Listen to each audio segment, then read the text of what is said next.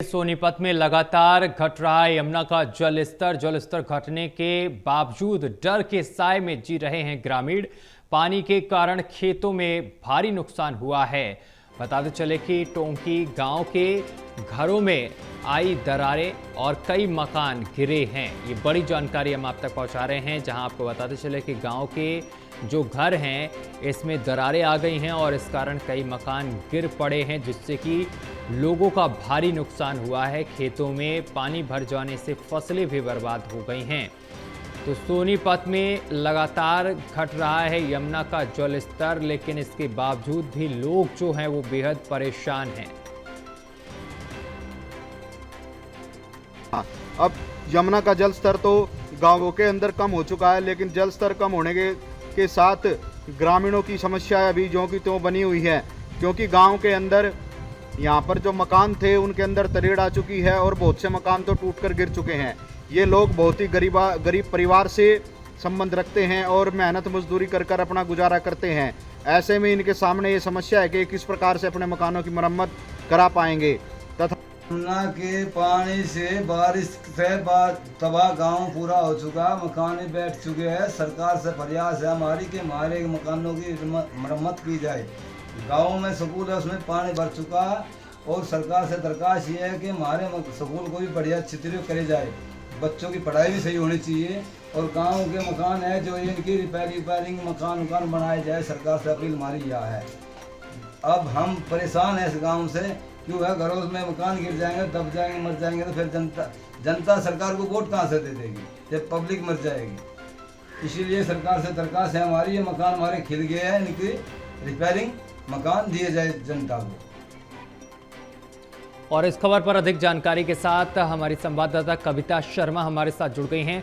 कविता, यमुना का जलस्तर घटा है, ये राहत की बात है, लेकिन टोंकी गांव के लोग अभी भी डर के साए में जीने को मजबूर हैं, क्योंकि यहां पर कई घर जो हैं वो क्षतिग्रस्त हो गए हैं।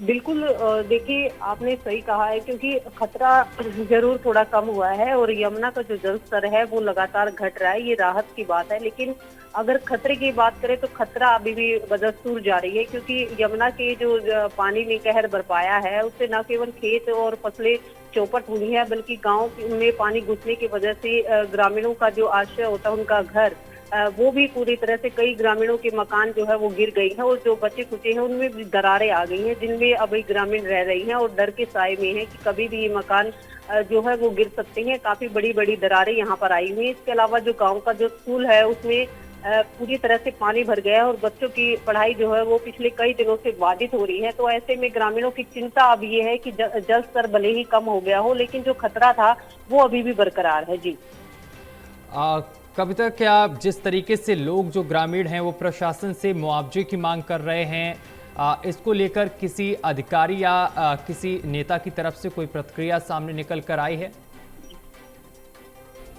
जी सत्यम, देखिए जिस तरह से अब नुकसान हुआ है उसकी भरपाई की मांग तो जरूर ग्रामीणों द्वारा की जा रही है, क्योंकि कुदरत की मार जो इन ग्रामीणों पर पड़ी है, कुदरत का कहर इन गांव में जो बरपाया गया है और जो यमुना का पानी है उसकी वजह से यहाँ पर नुकसान काफी ज्यादा ग्रामीणों को हुआ। न केवल खेत अब बर्बाद हुए हैं, बल्कि जो ग्रामीणों के घर तक है और जो दूसरा सामान है वो भी यमुना के पानी की वजह से खराब हो गया है। ऐसे में लगातार अब मुआवजे की मांग इन गांव में उठने लगी। और अकेले सोनीपत जिले की बात करें तो सोनीपत में यमुना बेल्ट के 35 गांव है जहां पर भारी नुकसान हुआ है और लगातार अब न केवल ये ग्रामीण बल्कि यहाँ पर जो है वो लगातार राजनीतिक दलों के लोग जो है, सत्ता पक्ष हो या विपक्ष हो, वो लगातार यहाँ पर अब पिछले कई दिनों से जो है यमुना क्षेत्र का दौरा नेताओं द्वारा किया जा रहा है, जनप्रतिनिधियों द्वारा किया जा रहा है और लगातार ये मांग उठ रही है कि इन ग्रामीणों को जो नुकसान हुआ है उसकी भरपाई की जाए। कांग्रेस ने प्रति एकड़ 1 लाख रुपए मुआवजे की मांग की। इसके अलावा जो अन्य दल है उन्होंने भी मांग की है